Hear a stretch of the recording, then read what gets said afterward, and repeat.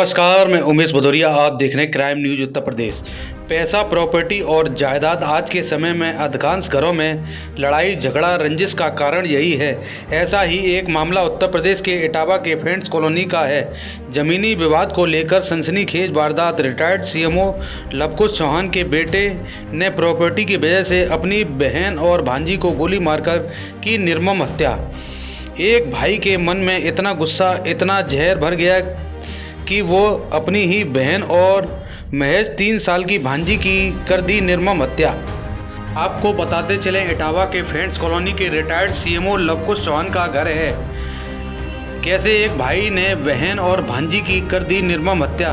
Lavkush Chauhan CMO पद से retired हैं। वह अपने बेटे और शादीशुदा बेटी के साथ इटावा के मेहरा चुंगी के एक पैतृक मकान में रहते थे। ज्योति की 2019 में लखनऊ के रहने वाले राहुल के साथ शादी हो गई। ज्योति अपनी मां के देहांत के बाद अक्सर अपने पिता के साथ रहती थी ताकि उनकी देखभाल की जा सके। इसके अलावा ज्योति के पति अपनी ससुराल महीने में अक्सर अपनी पत्नी और बच्चों से मिलने ससुराल आया करते थे। सब कुछ ठीक ठाक चल रहा था। लवकुश चौहान अपनी पूरी संपत्ति का बंटवारा दोनों बेटी और बेटों में किया था। लवकुश चौहान ने 20 बीघा जमीन अपनी बेटी के नाम की थी। लवकुश चौहान के पास 75 बीघा जमीन थी। लवकुश चौहान के बेटे को हर्षवर्धन को यह बात हजम नहीं हुई। शायद हर्षवर्धन यह चाहता था कि पूरी प्रॉपर्टी उसे ही मिलनी चाहिए। शायद हर्षवर्धन यही चाहता था कि पूरी प्रॉपर्टी उसे ही मिलनी चाहिए। इस बंटवारे से वह खुश नहीं था। एक दिन तो हद हो गई। हर्षवर्धन बंदूक लेकर घर में घुसा।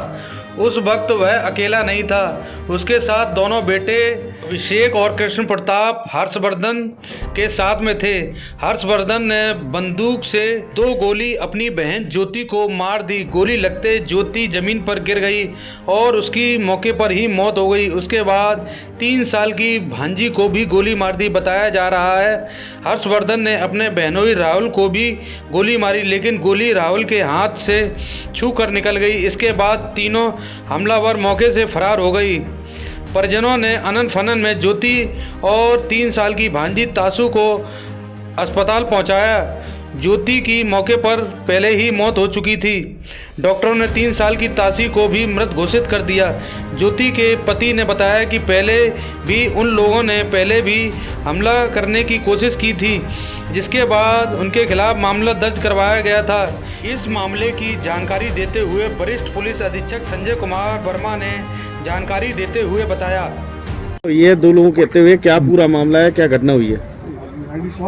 देखिए, आज रात में करीब 9:30 बजे के आसपास, 9:30 पौने 10 के आसपास ये फ्रेंड्स कॉलोनी थाना पड़ता है जनपद इटावा, और इसमें मेहरा चुंगी पड़ती है। इसमें ये सूचना मिली है कि एक भाई बहन, सगे भाई बहन इसी में रहते थे और पिता इनके एक्स सीएमओ रिटायर्ड हैं, जैसा कि बताया गया है।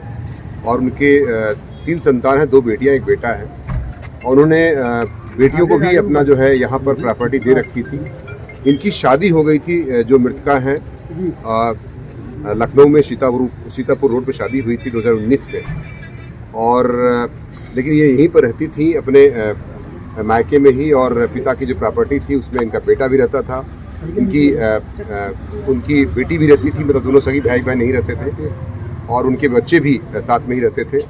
तो आज 9:30 बजे, पौने 10 बजे एक उनके भाई पर, जो हर्षवर्धन चौहान है, पर आरोप लगा है कि उन्होंने जो है अपनी बहन पर अपने परिवार सहित कुछ और लोगों के साथ आए थे और फायर किया, जिससे जो है उनकी ज्योति की मौके पर ही मृत्यु हो गई है, तथा उनकी बेटी जो 3 साल की है वो अस्पताल में उसकी मृत्यु हो गई है इलाज के दौरान। तो दोनों की मृत्यु हुई है इसमें। और इसमें हर्षवर्धन को गिरफ्तार कर लिया गया, जो सगा भाई उनका है। और अन्य विधिक कार्रवाई जो है इसमें, जैसा कि एप्लीकेशन ले करके उसमें FIR दर्ज करके सख्त से सख्त कार्रवाई सुनिश्चित की जा रही है। क्या वजह बताई जा रही है अभी तक? जो वजह बताइए, इसमें सिविल सूट भी चल रहा है मामले में। इसमें जो बताया गया है कि इसमें सिविल सूट भी चल रहा है, भाई बहन के बीच में जो है वाद भी चल रहा है। इसमें प्रॉपर्टी का डिस्प्यूट है निश्चित तौर से जो है। और जो मूल वजह बताई गई है, चूंकि एक्स सीएमओ और अपने संतान को, बेटी की शादी हो गई थी, लेकिन बेटी चूंकि यहीं पर रह रही थी और बेटे को यह अखर रहा था, इसी आधार पर इस एक घटना का वजह मूलतः बताई जाती है। आरोपी कहां से गिरफ्तार? आरोपी जो है पुलिस कस्टडी में है, मुख्य आरोपी जो है पुलिस कस्टडी में है। बाकी पूछताछ की जा रही है। तथा पंचायतों पोस्टमार्टम की कार्रवाई अमल में लाई जा रही है। आरोपी के अलावा और कितने नाम अभी सामने आए पूछताछ में? 2 लोगों के नाम और बताए जा रहे हैं कि 2 लोग और सहयोग के लिए आए हुए थे। मुख्य आरोपी के अलावा उनके बेटे ही बताए जा रहे हैं, जो उनके खुद के बेटे हैं मुख्य आरोपी के हर्षवर्धन चौहान के, उनकी भी तलाश की जा रही है और जैसा भी होगा निश्चित तौर से गिरफ्तारी कर ली जाएगी। बाकी मुख्य अभियुक्त की गिरफ्तारी जो सगे भाई है उसके, मृतका के सगे भाई है, उनको गिरफ्तार कर लिया जाएगा।